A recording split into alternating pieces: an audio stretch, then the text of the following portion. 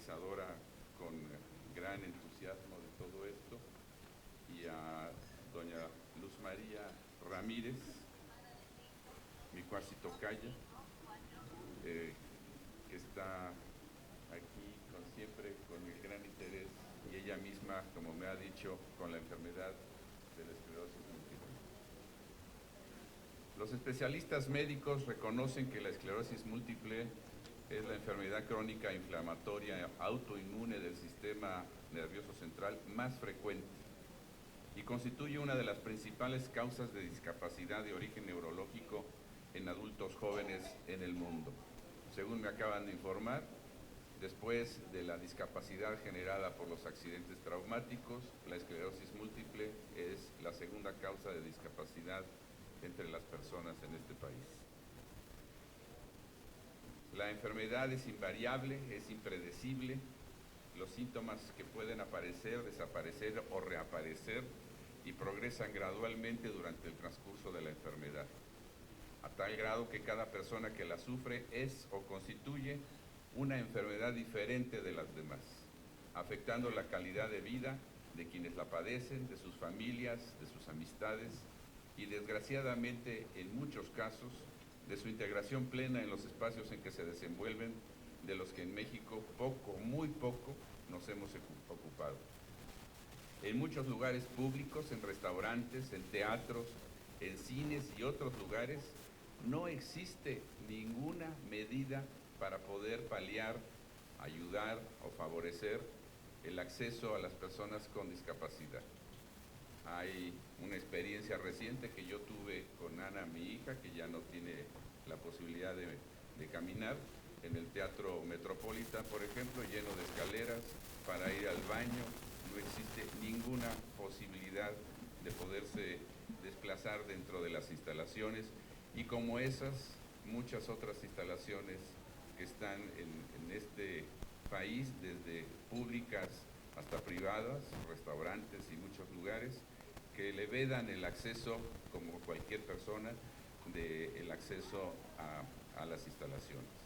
Tenemos, como lo decía el señor senador don Roberto Gil, tenemos que tomar medidas para que esto se instituya como una obligación de que todo se favorezca para que las personas con alguna discapacidad, la que sea, desde luego la derivada de esclerosis múltiple, no sea ya un impedimento para una vida normal, cotidiana y sin mayores dificultades. En muchos casos y en condiciones de avance de la enfermedad, este padecimiento puede ocasionar una situación de vulnerabilidad, afectando no solo la capacidad física del enfermo, sino además el ejercicio efectivo de sus derechos y el gozo pleno de sus libertades. Precisamente este año, el Día Mundial de la Esclerosis Múltiple, está dedicado a reflexionar sobre la independencia de los pacientes, la forma en que pueden ejercer su autonomía personal, el interactuar en la sociedad y disfrutar de todos los derechos que les asisten. Para abordar los aspectos jurídicos para la defensa de los derechos de las personas con esclerosis múltiple, es necesario analizar su relación con el concepto de discapacidad, los diversos instrumentos legales que garantizan la protección de los derechos de quienes la padecen y las acciones que hemos emprendido en el Poder Judicial de la Federación para, en todos los terrenos sustantivos, desde luego jurisdiccionales que nos tocan como jueces, pero también en los aspectos materiales de nuestras instalaciones, crear las condiciones necesarias para que esos derechos sean en los hechos defendidos por nosotros en nuestras propias instalaciones. Según el último censo de población y vivienda del INEGI en 2010,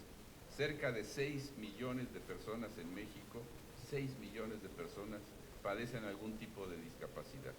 El 58% de ellas relacionadas con la movilidad y el 49% de los casos tienen su origen en una enfermedad. La Convención sobre los Derechos de las Personas con Discapacidad, aprobada en la sede de Naciones Unidas desde 2006, tiene como propósito promover, proteger y asegurar el pleno goce y en condiciones de igualdad de todos los derechos humanos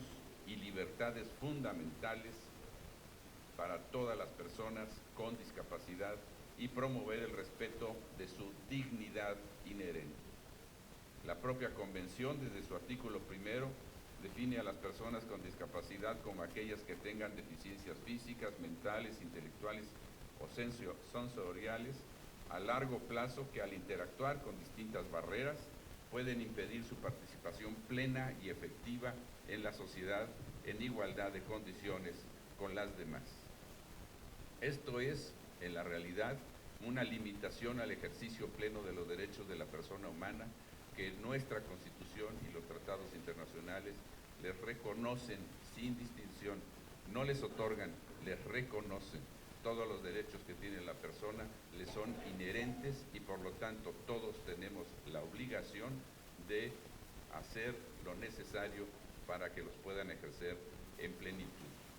La discriminación por motivos de discapacidad, como señala el artículo segundo de la Convención, entiende que este instrumento internacional sirve para cualquier exclusión o restricción por motivos de discapacidad que tenga el propósito o el efecto de obstaculizar o dejar sin efecto el reconocimiento, goce o ejercicio en igualdad de condiciones de todos los derechos humanos y libertades fundamentales en los ámbitos políticos, económicos, sociales, culturales, civiles y de cualquier tipo, incluyendo la denegación de los llamados ajustes razonables, que son las modificaciones y adaptaciones necesarias y adecuadas que no impongan una caja desproporcionada o indebida cuando se requiera en un caso particular para garantizar que las personas con discapacidad tengan el pleno goce y ejercicio de sus derechos. Ya de por sí, las definiciones de esta convención significaron un cambio de paradigma sobre la discapacidad. Ahora es concebida como producto de la conjunción de diversas barreras físicas y sociales y no en sí de la diversidad funcional de la persona. No se es diferente por tener una discapacidad, simplemente se alzan barreras físicas y muchas veces jurídicas al pleno ejercicio de los derechos y eso es lo que tenemos que combatir y eliminar. Es necesario por ello que la sociedad entera comprenda que la discapacidad no tiene su origen en las limitaciones de las personas que la padecen, sino en las limitaciones que la sociedad les impone. La Convención misma establece que las personas con discapacidad tienen el derecho al reconocimiento de su personalidad jurídica, en igualdad de condiciones de cualquier otra, en todos los aspectos de su vida. Para ello requieren el apoyo del Estado, desde luego, el ejercicio pleno de su capacidad legal. Y yo agrego, no solo el apoyo del Estado, sino de la sociedad en general, que todos, no solo se lo exijamos a la autoridad, que desde luego es la obligación primera, todos como ciudadanos reconozcamos, aceptemos, ayudemos y favorezcamos la eliminación de estas barreras para las personas con discapacidad. Quiero enfatizarlo, las personas con alguna discapacidad tienen y deben ser reconocidos en todos sus derechos como cualquier otra persona. Así, hay que entender que tienen derecho, desde luego, a acceder a la justicia, a una justicia que les dé libertad y seguridad personal, a ser protegidas contra los tratos crueles, inhumanos o degradantes, a no ser explotados, violentados o abusados, a su integridad personal, a desplazarse libremente y a vivir de forma independiente, a expresarse e informarse usando los medios adecuados para ello, al respeto a su privacidad y a ejercer su sexualidad, a la educación para desarrollar al máximo sus talentos y creatividad, a elegir el número de hijos como cualquier persona, al trabajo y al empleo, a un nivel adecuado de vida, a la protección social y a participar, desde luego, en la vida política y pública y a disfrutar de la cultura, el esparcimiento y practicar el deporte. En el Poder Judicial de la Federación hemos iniciado una campaña para favorecer no solo, como les decía, el acceso en los inmuebles que son del Poder Judicial de la Federación en toda la República, con todas las condiciones necesarias. Los ENDIS que son propios del Poder Judicial también están siendo instalados y mejorados para dar a los niños todas las facilidades sin distinción y sin separación. Todos los niños son iguales y en ello hemos enfrentado una tarea que creo que es urgente y que es en el terreno de la justicia lo más justo para todos. En ello he tenido, entre otras personas que me han ayudado, a la doctora Leticia Bonifaz, que aquí la veo que me acompaña, que es la promotora y directora de los derechos humanos de la Suprema Corte de Justicia de la Nación. Hay muchos médicos en este país que se han dedicado y que están especializados en estas enfermedades. También aquí acabo de saludar al doctor Cuevas, una gente especializada, experta, profesional, que ha dedicado gran parte de su vida al estudio de la esclerosis múltiple. Sobre el tema de la independencia de las personas con discapacidad, la Convención enfatiza en su artículo 9 el derecho a la accesibilidad, que significa la obligación del Estado de adoptar medidas pertinentes para asegurar el acceso de las personas con discapacidad en igualdad de condiciones de las demás, al entorno físico, el transporte, la información y las comunicaciones, incluidos los sistemas y las tecnologías de la información y las comunicaciones. En México, las personas con alguna discapacidad constituyen un grupo que se encuentra en desventaja con el resto de la población, desgraciadamente, y en muchas ocasiones sufren discriminación y exclusión social y laboral. Según los datos de la Encuesta Nacional sobre Discriminación de 2010, levantada por CONAPRED, el 70.6% de la población encuestada cree que no se respetan o se respetan solo en parte los derechos de las personas con discapacidad. El 33.9% de las personas con discapacidad encuestadas han sentido que sus derechos no son respetados o no se respetan totalmente por tener una discapacidad. El ejercicio de la libertad y de la independencia que deben tener las personas con la discapacidad derivada de la esclerosis múltiple es un ejercicio que requiere muchas cosas, muchos recursos, muchas decisiones y desde luego normas que impliquen la obligación de los estados, de las autoridades y aún de los particulares para poderlas paliar. Hay gente, y lo digo por ejemplo porque es el ejemplo más cercano de Ana, mi hija que aquí me acompaña, que tienen el ánimo de tener independencia, de vivir sola, de buscarse una condición de trabajo que le permita ya no ejercer su profesión de odontóloga, pero sí alguna otra profesión, y de tener por parte de sus padres las facilidades y el apoyo. Pero esto, que hasta ahorita es excepcional, es algo que debería ser mucho más generalizado. El Estado debería buscar las condiciones para que todas las personas puedan tener esa posibilidad, en la medida de sus deseos, sin imponérselos desde luego, la posibilidad de tener la independencia y la facilidad para tomar sus decisiones y para hacer de su vida lo que quieran, con el apoyo del Estado y sin duda, como seguramente lo tienen, de sus propias familias. En nuestro país subsiste un desconocimiento sobre la discapacidad y los derechos de las personas que comparten esta condición, lo que en los hechos significa una doble barrera,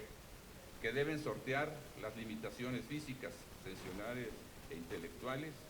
y a ello le suman prejuicios, estereotipos y discriminación totalmente injustificada. Por eso también en el Poder Judicial de la Federación tenemos la conciencia de que nuestras sentencias, cuando tratan estos temas, deben ser un elemento disparador para evitar la discriminación y para favorecer el respeto pleno de los derechos de todas las personas sin distinción. Los artículos 1, 4 y 17 de nuestra Constitución establece que todas las personas gozan de los derechos humanos reconocidos por la propia Constitución y los tratados internacionales. Y que cuando dictamos sentencias debemos hacerlo favoreciendo la interpretación para la protección más amplia, obligando a todas las autoridades, y esa es una facultad que tenemos los jueces como una gran responsabilidad, de obligar a las autoridades a que protejan y garanticen los derechos de las personas con cualquier condición. Así, toda persona tiene derecho a la protección de la salud o de cualquier otra que atente contra la dignidad humana. Toda persona a la que se le administre justicia. Y aquí quiero resaltar que, aunque no pareciera a primera vista relevante, la nueva redacción de estas disposiciones constitucionales a partir de 2011 es fundamental y esencial, pues lejos de otorgar derechos, como lo hacía el texto anterior, lo que ahora hace es el reconocimiento de los derechos que por sí mismos son inherentes a toda persona en cualquiera de sus condiciones. El Poder Judicial de la Federación ha identificado 8 principios generales que todos los juzgadores federales, jueces de distrito o magistrados de circuito deben considerar como criterios de interpretación favorable de la ley en todas las etapas de un proceso judicial y en todos los servicios que presta la judicatura, sin importar la materia y el carácter con que participe una persona con discapacidad, ya sea en procesos penales, en procesos civiles, en los procesos administrativos que se promueven en amparo contra las propias autoridades. En cualquier condición deben reconocerse estos 8 principios que les menciono. Primero, un abordaje de la discapacidad a partir del modelo social y de derechos humanos. Segundo, mayor protección de los derechos de las personas con discapacidad, lo que encuentra su explicación en el principio pro persona que exige nuestra ley fundamental. Tercero, igualdad y no discriminación. Cuarto, accesibilidad de todo tipo. 5. Respeto a la dignidad inherente, autonomía individual, libertad para tomar decisiones e independencia de las personas. Sexto, participación e inclusión plena y efectiva en la sociedad. 7. Respeto por la diferencia, aceptación de la discapacidad como parte de la diversidad y condición humana. Y 8. Respeto a la evolución de las facultades de niñas y niños y adolescentes con discapacidad y el derecho a preservar su identidad. Entre estas recomendaciones y prácticas orientadoras para mejor proveer, los jueces tienen la obligación que la fundamentación en el desahogo de los procesos o juicios, en sus resoluciones o sentencias, se base en una visión libre de prejuicios. Esto es muy necesario, que los propios jueces como seres humanos se encuentren libres de prejuicios, que cuando resuelvan un asunto donde haya involucrado a una persona con discapacidad,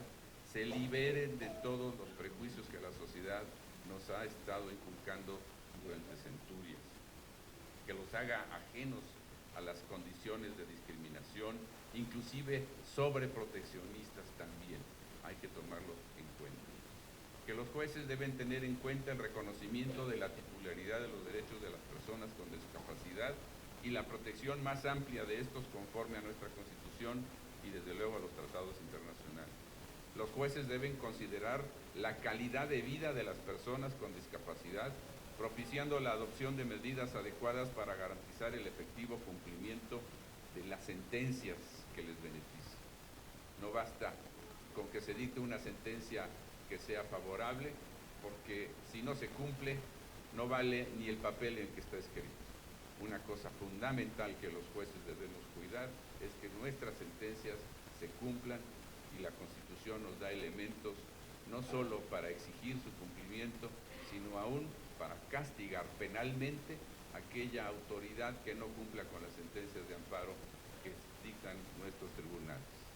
Lo hemos hecho, se los comento, hemos destituido y consignado penalmente autoridades porque no respetan las sentencias. Y esto es un derecho que, como cualquier persona, desde luego, las personas con discapacidad tienen en igualdad de condiciones. Deben tener en cuenta ajustes razonables tales como medidas contra la discriminación, atendiendo a todo tipo de barreras del entorno que impiden el efectivo ejercicio de los derechos. Los jueces deben evitar el uso del lenguaje ofensivo o discriminatorio, incluyendo la exclusión de algunos adjetivos vigentes todavía en la legislación, así como la redacción de resoluciones en un lenguaje inclusivo, respetuoso y claro. Los jueces deben recalcar que no se requiere la exigencia de ningún certificado para acreditar la discapacidad, sino que basta con que la persona se autoidentifique. Tampoco es admisible exigir y determinar su condición de discapacidad con base en la apariencia física o en la opinión subjetiva de nadie que no sea el propio interesado.